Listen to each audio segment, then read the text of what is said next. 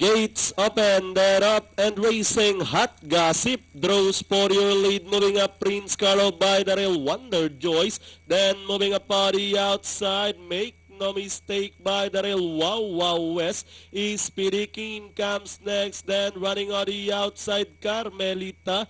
Running by the rail is entry number 6 Jericho as they round towards the last 600.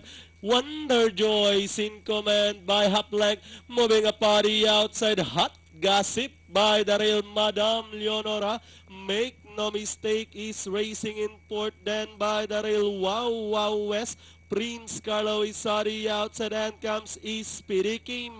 Hot Gossip in command, running by the rail is Madame Leonora, running on the outside. Make no mistake, Wow Wow West. A long shot is running in between runners with the last 150, rather 100. It's now Hot Gossip by about 3. And finally, Hot Gossip, second, make no mistake, Madame Leonora. Then comes Speedy Kim and Wow Wow West for your Pentapecta.